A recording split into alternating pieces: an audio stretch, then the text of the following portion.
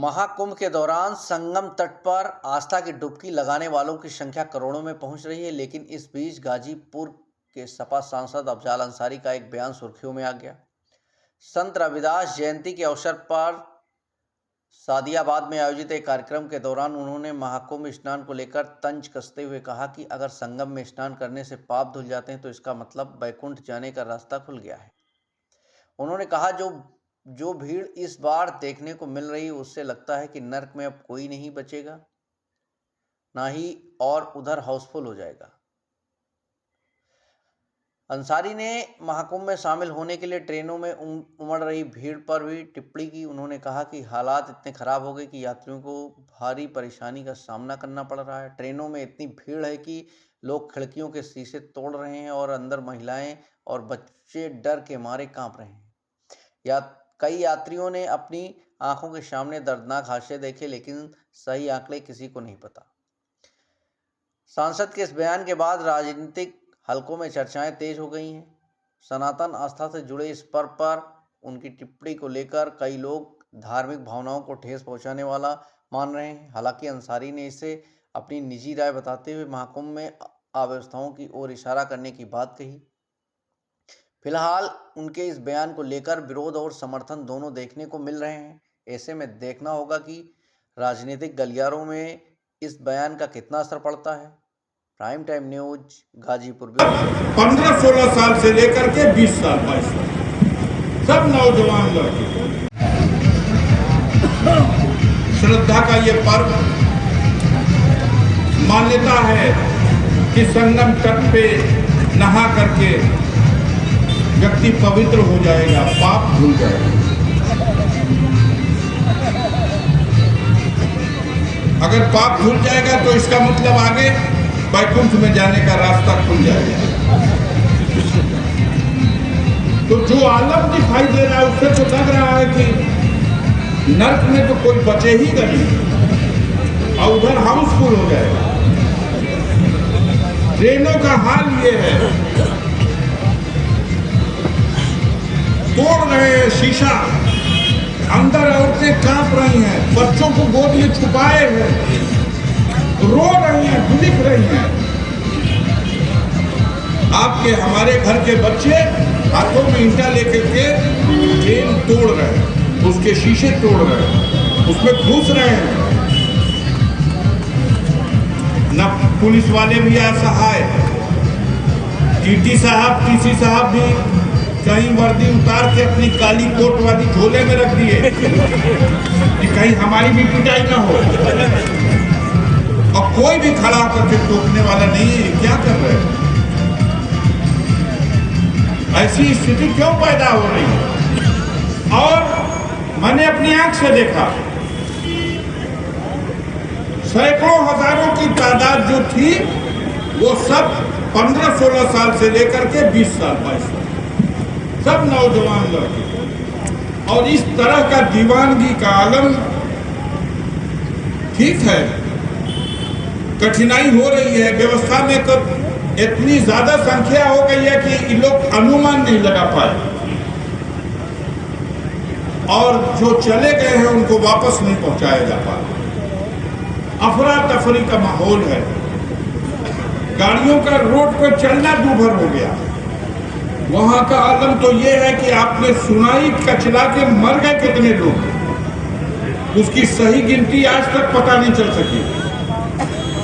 जो लोग वहां से गए लौट के आए हैं वो बता रहे हैं कि अरे भैया गिनना मन का ना रहा, इतना आदमी मर गए। अब सरकार गिन के बता रही कि 25-30 आदमी। तो बड़ी विचित्र स्थिति में है। ये विशाल देश है, दुनिया का सबसे विशाल, आबादी के एतबार से जनसंख्या में पराजित कर दिया।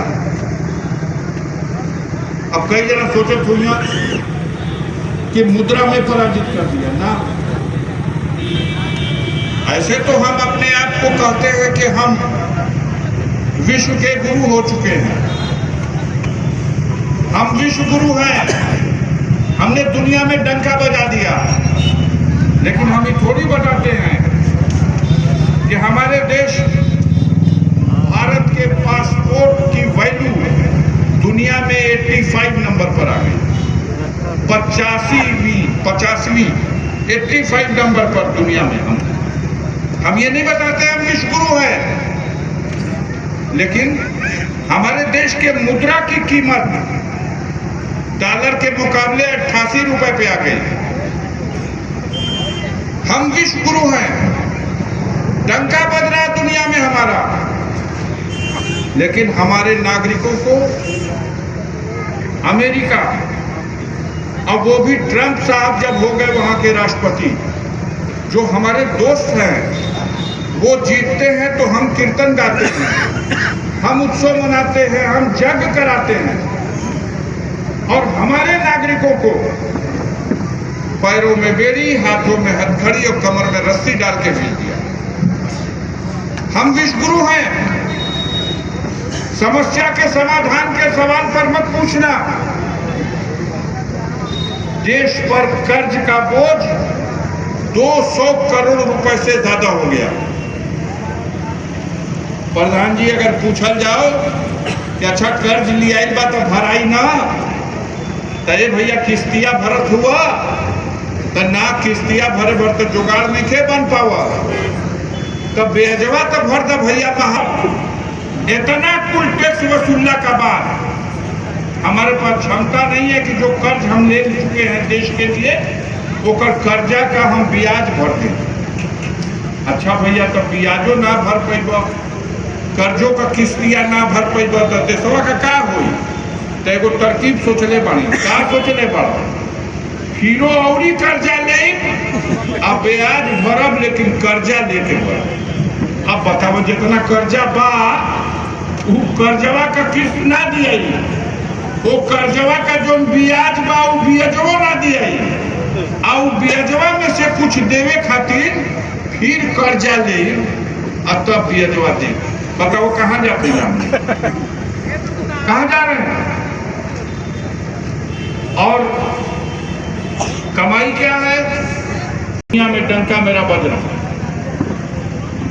आज आवश्यकता इस बात की है, हर काम सरकार नहीं करेगी। ये भूल जाइए आप कि सरकार आप अपने बच्चों को जो पढ़ा रहे हैं, पहलवा माई बाप भेजन सो स्कूल की जा करके पढ़ ले तो कुछ तो बन जेबे, अभी भुला जा। अब नौकरी नहीं मिलनी है तो नौकरी वाली शिक्षा ना, तो कम से कम रोजी रोजगार चलावे वाला तो शिक्षा मिलो। और कौनो दुनिया का रोजी रोजगार के चलावे के होई तो अपना चरित्र उत्तम बनाना हो, अपना कैरेक्टर का विकास करो। कुछ भी करोगे, गुरु जी क्या करते हो? कारखाना चलाते हो? गुरु जी क्या कर रहे थे? बोलिए, समाज को दिशा दे गए, दुनिया को दिशा दे गए। एक विचारधारा थी, एक आदर्श कैरेक्टर था, और उस आदर्श कैरेक्टर का वो सत्य था जिसने